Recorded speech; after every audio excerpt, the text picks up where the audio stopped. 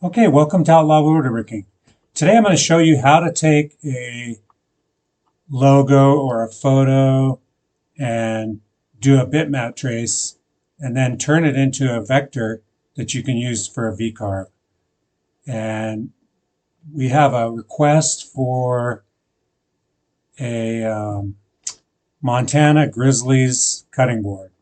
And so I need to create it. So let's create a new file. And the cutting board is 11.75 wide.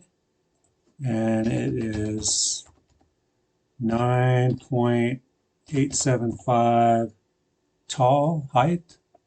And thickness is 1.75 inches. 1.75. And it's going to be a standard VCarve, so we'll leave all those settings. We'll leave it at the 0 position and hit OK. Now, the first thing we need to do is bring in our image. So we're going to go up here to Import Bitmap. And I've already downloaded this Grizzly logo. However, it's not in that good a shape, so I'm going to have to do some tricks to get it to work. So we'll go ahead and open that, and there it is. Now, we're going to leave it highlighted, and we're going to go over to this little bird and hit Trace Bitmap. Now, I'm going to try to grab these colors, so I'm going to leave it in the colors. Now you see the letters are kind of this grayish color, so I'm going to go ahead and hit that. It's got also black with the bear, and then it's got some red, and we'll hit that. And let's go ahead and preview that and see what it looks like. So I'm missing the whole outline of the bear, so that's not going to work. So we're going to reset it. We're going to do the black and the gray. And that looks good, but I don't have the outside of the bear. I need to find the color of the outside of the bear. Let's preview that and see what happens. There we go. Now you can see here I got the outside of that bear. Now this is going to take a little work, but we're going to go ahead and apply this, and then we're going to close this, and we're going to go ahead and erase our image, because now we've got it highlighted, so now there it is. Now you can see that didn't come in very good, so we're going to delete it. We're going to go back here, import it again. Now I know this gray one is kind of going to get the letters. Okay, that's a little better. We have the face, although we don't have we lost some of so we got to try that again. It can be a little bit of a struggle, especially if the image is a tough image. There we go.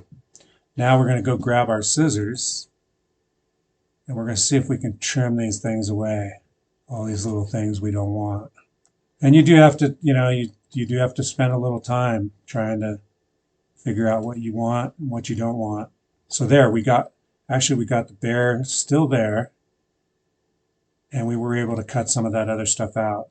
So now what we'll do is we'll escape out of there, and we're going to start deleting all this stuff that we don't need, that was part of the letters. It takes a little time, but if you get an image that someone wants, you need to know how to do this.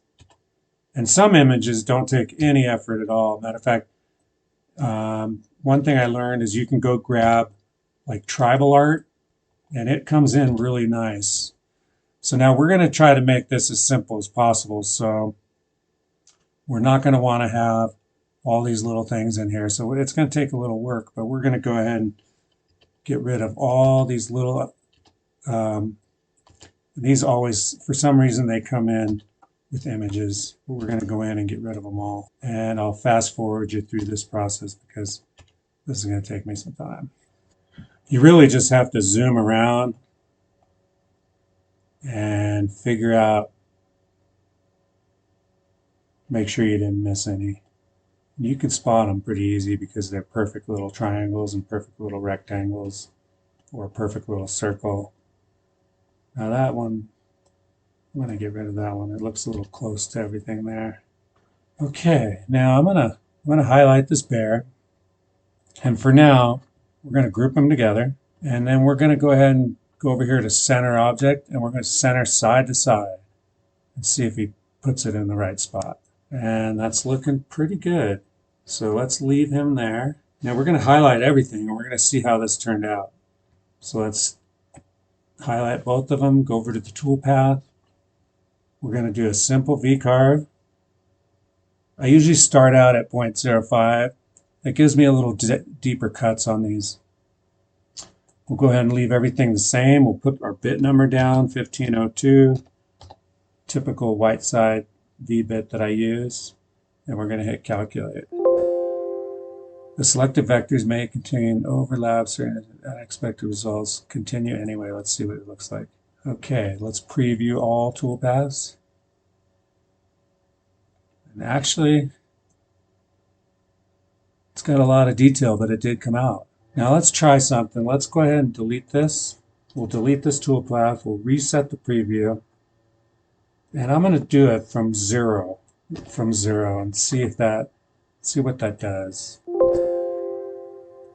And actually, I think that looks better. Okay, let's take this over to the machine and proceed to cut this out.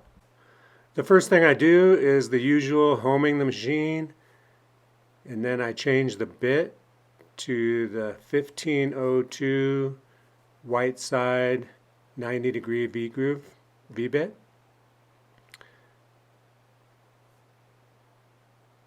I then do the XYZ, and I never do just one anymore. I always do at least two. And here's a different angle with the GoPro mounted on the actual spindle. This drawing that we did that took a long time to do, it ended up really good detail, and it turned out really nice. I'm really happy with it, and I'm glad I saved it so I'll be able to make as many as people want of this particular grizzly. This was a request from some relatives that live in Montana. They are big fans of the Montana Grizzlies, and this is that logo. You can see it puts a lot of detail in this grizzly, and it really, yeah, I was pretty happy with it. CNC machine is amazing. I mean, the sky's the limit. You're really only restricted by your own imagination of what you can do. Right there, it finished up the grizzly, and now it'll cut out the letters. Montana Grizzlies. And this one came out really well. I ended up making two of them, and I thought, well, if they want one, and then I'll keep one in my online store. And right here is I'll list the store. Anything you see me make, unless it's already sold out, I usually will put into the store. And right here, I'm gonna pour the grizzly. I'm gonna pour him in kind of a translucent black, not too dark, but I kind of want it to be where you can kind of see into it a little bit. So I pour the grizzly black.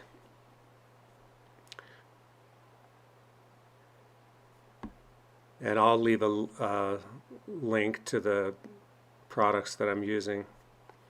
I'm using Super Clear, and I'm also using a special dye to dye the epoxy. Right there, I fill in the bear. And the reason I taped off the top is when I was looking at the Montana Grizzly logo, most of the time they had the letters white. So I decided to pour the bear black, and then I'll take the tape off, and then right here I'm going to pour the letters white. I get out some white pigment and proceed to mix it up for 5 minutes. Now, the success of the epoxy, you really need to have 1-to-1 mixture. That's why I use the scale. And also you need the room to stay at 70 degrees. And that's why I run my pellet stove down here. And I've been pouring epoxy for the last month down here, and it's been working out really good. Right there, I torch it. The next day I get out I start out with 60 grit and start sanding these off. I then switch to 100, then 120, then 180, up to 220. I then sand any burn marks from the table saw, and I router, put a little quarter round top and bottom.